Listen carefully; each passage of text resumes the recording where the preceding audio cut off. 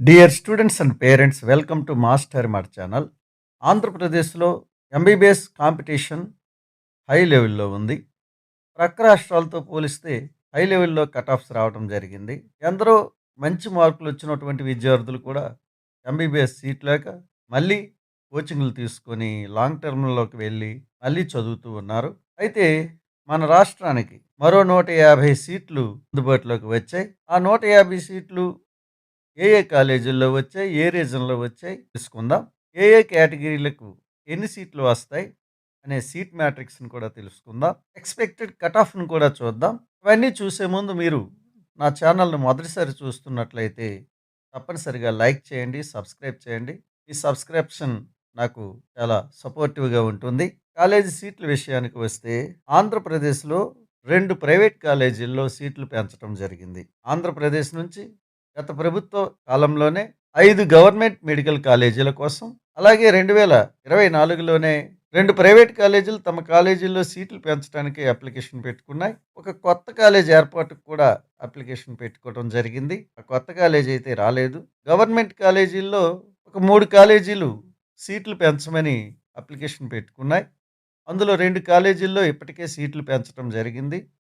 Private కాలేజీలకు మాత్రం ఇప్పుడు అనుమతి రావటం జరిగింది. ఈ అనుమతి ఎస్‌వియు రీజన్‌లో ఒక కాలేజీకి, ఏయు రీజన్‌లో ఒక కాలేజీకి వచ్చింది. మొదటగా మనం ఎస్‌వియు రీజన్ చూస్తే, ఎస్‌వియు రీజన్‌లో విశ్వభారతి మెడికల్ కాలేజీకి 100 సీట్లను శాంక్షన్ చేయటం జరిగింది. ఈ 100 సీట్లలో 50 సీట్లు మేనేజ్మెంట్ కోటాకి, 50 సీట్లు కన్వీనర్ కోటాకి వస్తాయి. ఈ 50 సీట్లు ఎలా వస్తాయి అనేది మనం ఇప్పుడు చూద్దాం.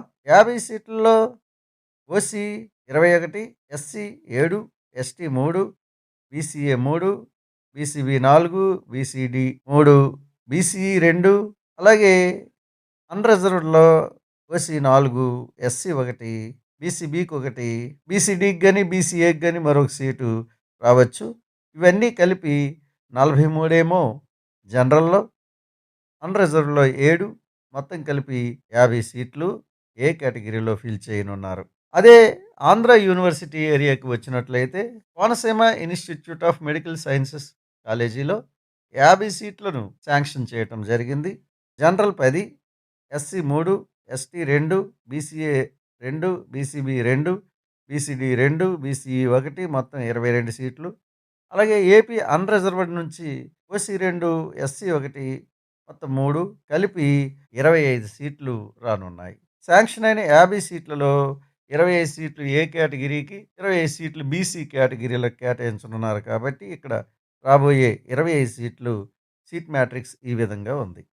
ఎస్వి రీజన్లో వచ్చినటువంటి 100 సీట్లలో 50 సీట్లు కన్వీనర్ కోటాకి కేటాయించనున్నారు.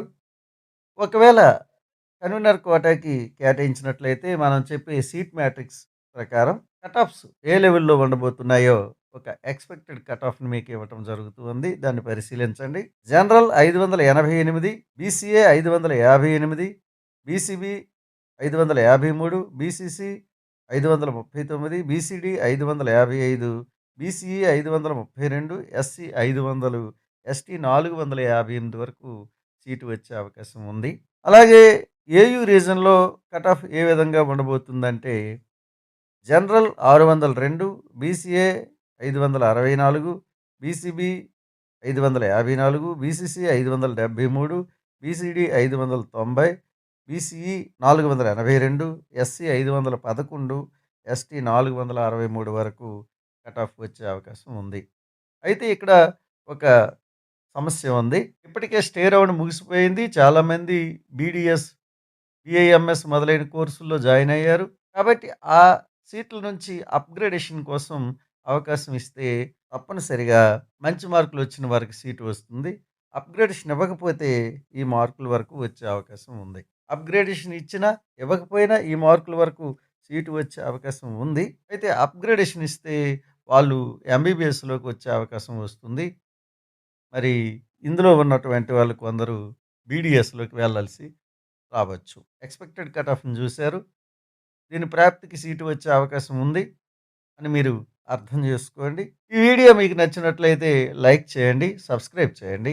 Thank you.